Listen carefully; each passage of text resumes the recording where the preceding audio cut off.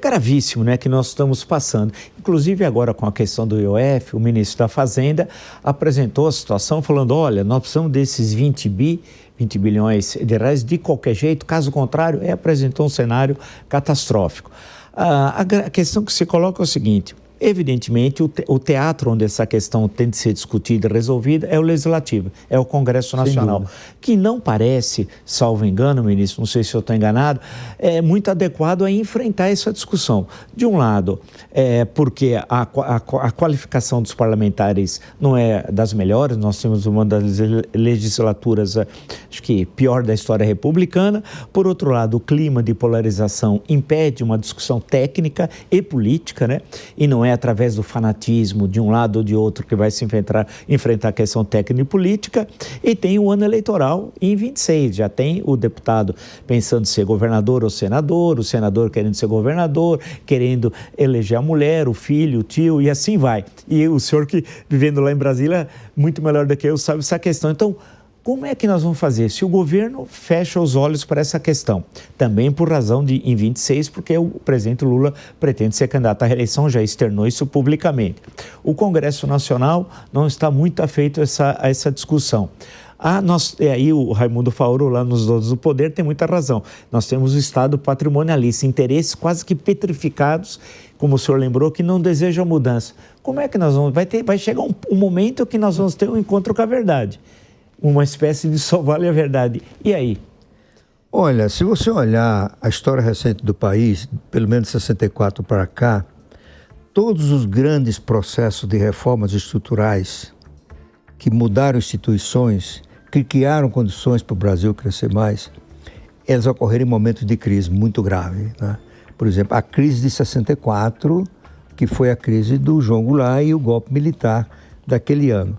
Tudo isso gerou o ambiente de um governo autoritário, mas com apoio do Congresso para aprovar uma série de reformas institucionais. Nesse período, em 3 anos, aprovou-se a reforma tributária, a criação do Banco Central, certo, a reestruturação do sistema financeiro, a lei de mercado de capitais, a lei do crédito rural, enfim, um conjunto de medidas que geraram ganhos de produtividade expressivos que foram a base do chamado milagre econômico, né? Embora Delfim nunca tenha aceito essa expressão, porque ele dizia com razão que milagre é feito sem causa, tá certo? Aí você vê o segundo momento é o do Plano Real, que é a crise inflacionária que o antecedeu depois de várias tentativas fracassadas de solucionar o problema grave do processo hiperinflacionário, né? E as reformas apareceram como a necessidade de preservar o Plano Real. Havia sempre aquele receio, será que ele vai dar errado também? Era um mote, para o Plano Real não dar errado, nós temos que fazer reformas. E tínhamos um presidente com grande capacidade de articulação, experiência, né, mobilização da sociedade e do Congresso, e uma sociedade muito favorável a essas medidas. E o Congresso dirigido por grandes líderes, não é? O filho do Antônio Carlos Magalhães, o Eduardo Magalhães, né? O Sarney no Senado, enfim, aprovou-se a Lei de Responsabilidade Fiscal, negociou-se a dívida de estados e municípios, que deu lugar a privatizações no âmbito dos estados de saneamento, sobretudo de energia elétrica. Quase todos os bancos estaduais, que eram um câncer no sistema financeiro brasileiro, só sobraram 3, o resto foram todos extintos ou privatizados. Foi um grande ganho na gestão financeira orçamentária do país e da política monetária, né? E o terceiro momento foi o do presidente Temer. O presidente Temer fez em 2 anos de mandato, pouco mais do que isso, um conjunto amplo de reformas, inclusive a principal delas foi a reforma trabalhista, que foi muito importante e até hoje tem efeitos, né, na economia, tá certo? Então, eu acho que pode ser esse momento. E uma característica desses 3 momentos é que havia o diagnóstico, propostas de ação, projetos, né?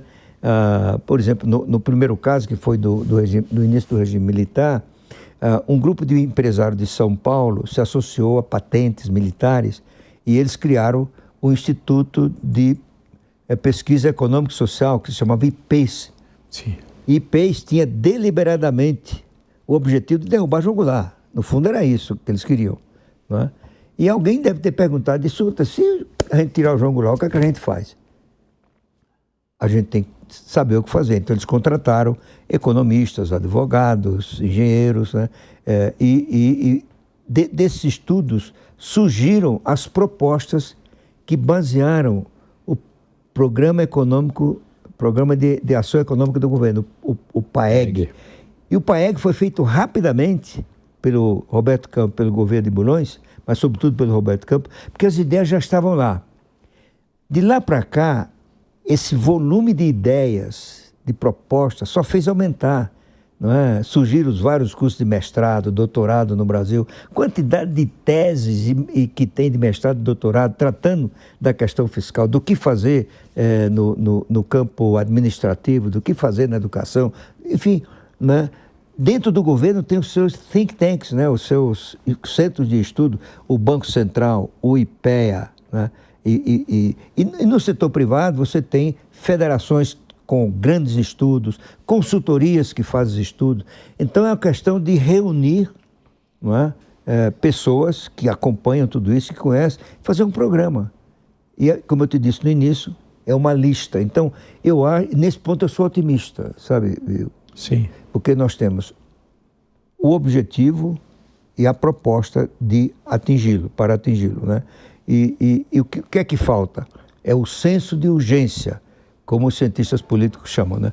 O senso de urgência, aquele momento em que a sociedade se dá conta que agora não tem mais jeito. Eu me lembro ouvi outro dia uma metáfora de um sujeito fumante viciado, e que todo mundo vai dizendo para ele, olha, cuidado, você está fumando demais, né? Olha, daqui a pouco vai dar errado. O modelo dele tem um colapso, né? Os pulmões dele param de funcionar, e aí a família vai obrigar ele a ir para o hospital, e ele aceita ir para o hospital, coisa que ele recusava antes de ter o colapso. É mais ou menos o que eu acho que pode acontecer, tá certo? Eu tive a ilusão, nesse rolo agora de IOF, né, que nós estávamos chegando nesse momento, porque aquela reunião depois do almoço com o presidente Lula, que saiu todo mundo falando em reformas estruturais, eu digo, olha, a reforma estrutural entrou no discurso político. Reforma estrutural era coisa de jornalista, economista, advogado, né? E eu achei que tinha havido um acordo nesse sentido, né? Até escrevi minha coluna da Veja, no sentido positivo, agora vai, né? E foi uma ducha de água fria, né? Porque o Haddad chegou lá e só levou aumento de receita, né? Então, uma decepção, e provavelmente ele vai ser derrotado, né? O Congresso pode revogar, rejeitar, né? Tudo indica. A estrutura do programa de ajuste que ele apresentou.